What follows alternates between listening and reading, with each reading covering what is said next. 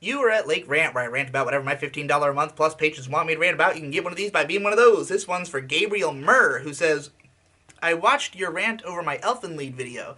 Thanks for the criticism. I will keep that in mind when I eventually cover more content of that nature. Watching your rant made me curious about your thoughts on my Brynhildr video, which was made shortly after. The upload date is before, but that's because Elfenlied got hit with copyright, so I had to redo it. This one was a lot shorter and less in-depth, so I was curious what you'd think of it. Okay. So I watched about half of this and skimmed through the rest. And I think I can give you some advice on how to make this just more interesting.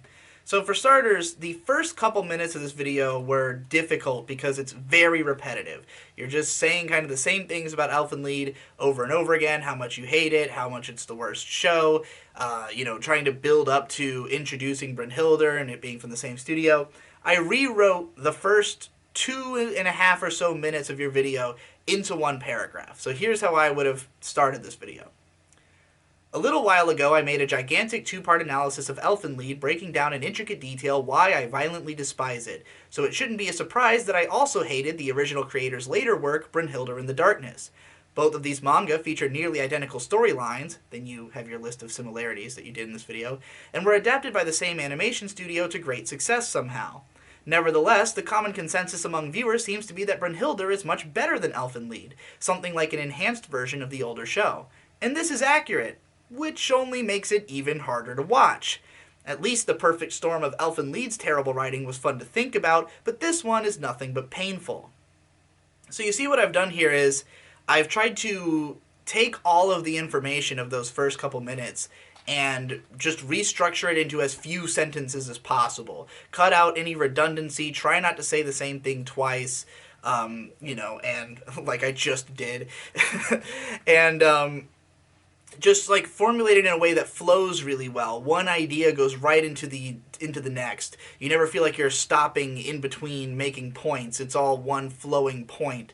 And it just has that tightness, and when you have that tightness, it's a lot easier to write jokes into what you're writing. And this is kind of the issue I had with the rest of the video, which is that I don't give a fuck about Brynhildr in the Darkness. I have no reason to care. I know it's a bad show. I don't really need somebody to explain to me why the show is bad.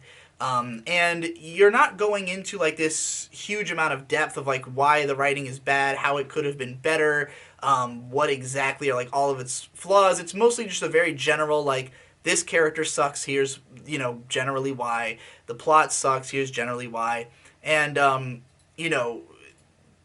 just felt like it needed funny. It needed to be funny. It needed jokes. It needed like, just describing the fact that the show is bad and saying fuck a whole lot is, it's cathartic for you to write about a show. And believe me, I know, I used to write very similarly to this back when I did my anime blog and I would shit on bad shows. Like, it was more just like, this thing bothered me, why the fuck is it like this? If you want a good example, I think my fuck Nanoha post I wrote way back was sort of similar to this in structure.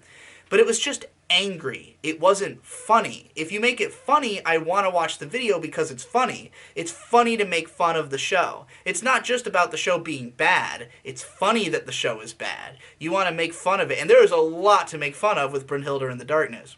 Now, also just generally talking about Elfenlied and Brynhildr, like, these are shows that are very contentious. Like, yes, they both are fairly popular, and they've had a lot of people who like them.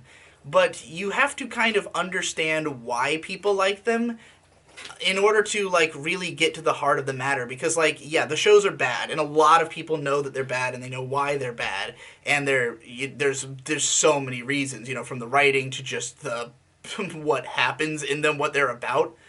But you have to understand that these shows are, not only are they autism traps, but they're fetish traps. These shows exist because of the fact that the author is clearly deeply into the ABDL community, adult baby diaper lovers. Like, a lot of what is represented thematically has to do with characters regressing mentally, characters being handicapped, up to full body handicap, characters being, pissing and shitting themselves, having, like, multiple personalities, having dark pasts. Like, everything is really fucked with these characters, but they're also sexualized, and it's presented in an extremely fetishistic way. And if you understand the fetishes that these shows are catering to, and you also understand just like the kind of what people who like these shows would care about in these shows, you'll understand why they're popular. And I think it would be interesting to talk about that and talk about like how these shows are bad,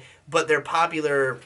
Their popularity has nothing to do with people thinking the shows are good. It has everything to do with the subject matter in these shows that is not present in other shows.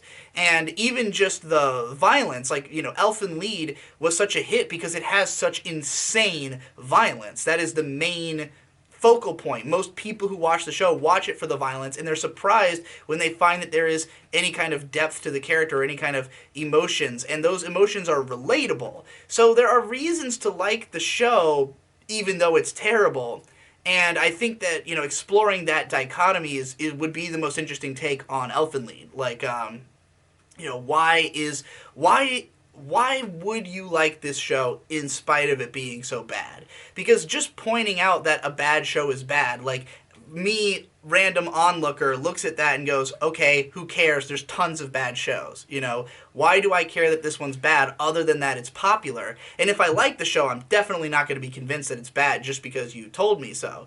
You have to reach into my mind, figure out why I like it, and then explain to me, why it's not worth liking, why I should not enjoy this show because it's bad.